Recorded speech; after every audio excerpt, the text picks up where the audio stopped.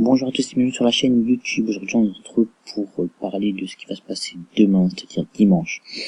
Des grosses affiches qui vont avoir lieu parce qu'il y a des gros matchs dans tous les pays, dans tous les championnats, bon excepté l'Allemagne et l'Espagne, mais en Angleterre, en France, en Italie, en Turquie, il y a des gros matchs et ces gros matchs nécessitent d'être pronostiqués.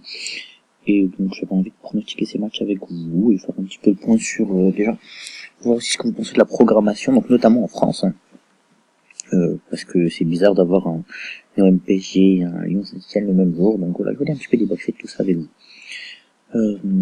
Alors en Angleterre, d'abord, on va commencer par les matchs anglais. Donc, pour déjà revenir sur la programmation, en Angleterre, on a l'habitude d'avoir ce genre de match en même temps, et ensuite, il faut savoir une chose, c'est que c'est des matchs pour des compétitions différentes. Manchester United-Chelsea, c'est pour un match de championnat, alors que Manchester City-Arsenal, c'est pour un match de coupe, c'est une finale de coupe. Donc déjà, ce qu'il faut savoir, c'est que c'est pas pareil. La finale de coupe, personne ne l'a choisi. Enfin, moi, elle a été méritée sportivement, ça aurait pu être n'importe quel autre match. C'est pas le calendrier qui a fait, j'ai envie de dire exprès, pas un calendrier qui était prévu pour qu'il y ait ces deux matchs en même temps. Donc ça, c'est la première chose. Donc voilà, c'était pour faire un point de programmation, parce que moi, je reviendrai quand ce sera moins de là, ça me chagrine qu'il y ait deux chocs la même journée. Donc Manchester United-Chelsea, et bien, à mon avis, ça va être un match assez compliqué à pronostiquer, mais je pense qu'après, ces deux équipes qui sur la forme du moment sont pas au top. Manchester United en termes de jeu, c'est pas ça, mais il y a quand même une puissance offensive, et Chelsea sort d'un match assez compliqué, donc je ne saurais vous dire. Moi je vois bien quand même Manchester United s'imposer face à Chelsea, mais un match plutôt serré, peut-être un nul, mais je vois bien 2-1 aller pour Manchester United. Manchester City Arsenal. Alors là, j'ai envie de dire que Manchester City doit s'imposer pour gagner d'abord un titre, et je pense que Guardiola le mérite, ne serait-ce que sur l'ensemble de sa saison. Alors pas le titre de champion, bien sûr, c'est un titre en coupe, mais je pense que voilà, ça peut déjà être un début, et parce que je pense que Manchester City peut vraiment faire quelque chose de grand en Ligue des Champions. Je pense que pour une fois, on va les retrouver au-delà des quarts de finale. On pourrait les retrouver en demi-finale, voire peut-être même en finale de Ligue des Champions. Et donc je pense que Manchester City, ça peut être déjà ce match un acte fédérateur dans leur saison. S'ils remportent le titre, Arsenal, bien sûr, a des arguments à faire valoir, notamment avec Pierre-Emerick Aubameyang. Maintenant, je pense que le collectif de Manchester City va l'emporter sur Arsenal, et ça va en temps réglementaire. Et j'ai même envie de dire plus, je crois même que Manchester City peut mettre une rouste à Arsenal, c'est-à-dire une victoire de 2 ou 3 buts d'écart. Même si sur le papier ça a l'air plus serré que ça ne l'est. On va ensuite passer au match turc et match italien avant ensuite de parler des matchs français en dernier. Donc Beşiktaş-Fenerbahçe, vu que le championnat turc c'est pas un championnat que je suis particulièrement, même si là je connaissais ces deux clubs bien sûr. Bon, c'est un match à Beşiktaş, donc grosse ambiance, ça aurait été à Fenerbahçe, ça aurait été pareil. Là, je sais que c'est un match compliqué, je sais aussi que Beşiktaş-Fenerbahçe, moi je pense que ça va se terminer sur un nul. C'est souvent des matchs, on se rappelle l'an dernier, il y a eu pas mal de cartons rouges, parce que c'est souvent des matchs à haute tension dans les tribunes et sur le terrain, et puis les supporters demandent aux joueurs de se donner à fond, et aucun joueur qui participe à ce genre de match ne peut ne pas se donner à fond. Moi je vois bien le match se terminer sur un nul. Je pense pas qu'en termes de jeu ça sera le top, parce que c'est rarement le top dans ce genre de match, mais voilà, je vois bien le match se terminer sur un match nul entre les deux équipes. Donc c'est vrai que sur ce match-là, voilà, je pense que quand même il y aura un nul, même si je devais donner un avantage, je donnerais à Beşiktaş, qui pour moi peut-être ne serait-ce par le fait de jouer à domicile plus de chances de s'imposer face à Fenerbahçe dans ce match-là. Ensuite, au niveau de l'AS Rome Milan AC, c'est plus un match comme ce que ça pouvait être avant, parce que bien c'est deux clubs qui ont malheureusement perdu de leur splendeur. Je saurais pas vraiment dire qui peut s'imposer des deux, même si j'ai envie de donner un avantage peut-être à la Roma, parce qu'ils jouent à domicile, et peut-être qu'ils ont un peu une meilleure phase que l'AC Milan. Donc voilà. Pour cette raison-là, je donnerais peut-être un avantage à la Roma.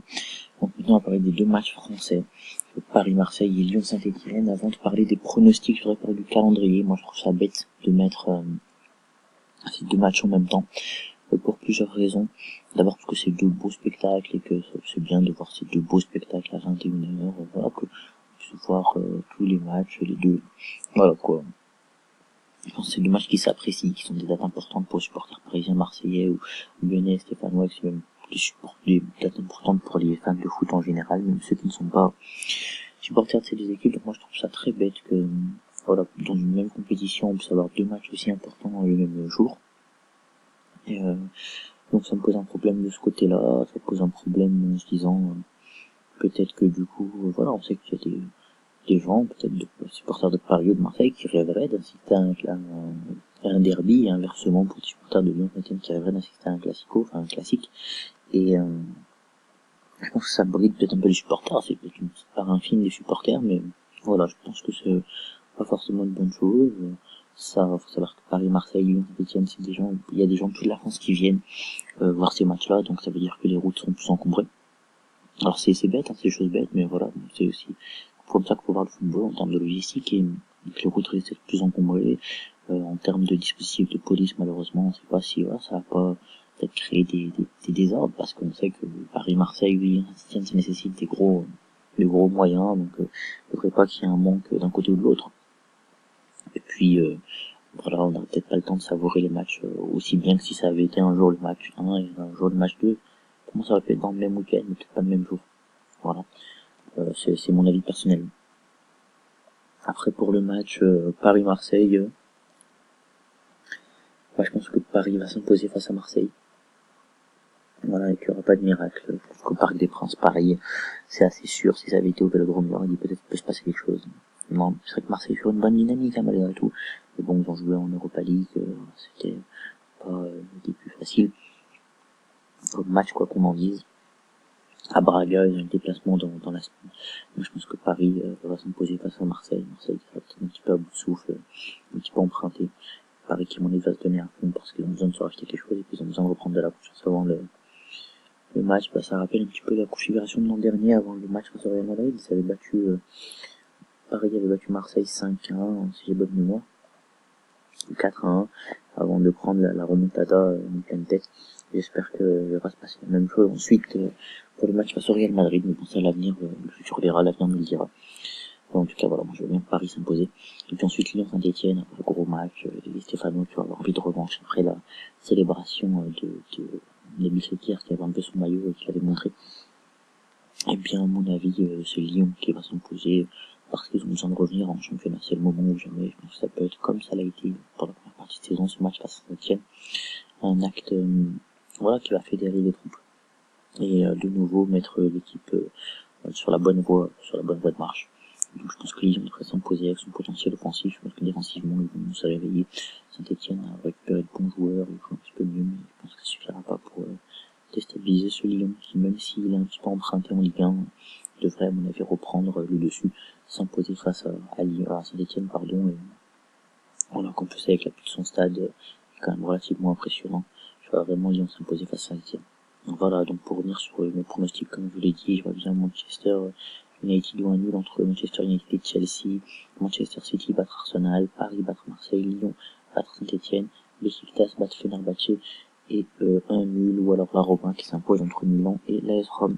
Voilà, donc c'était ma petite rubrique sur les matchs importants de ce week-end. Enfin, je le fais pas tout le temps, mais là, avec autant de matchs importants, je trouve que c'est important de faire peut-être cette vidéo-là, revenir sur ces différents matchs.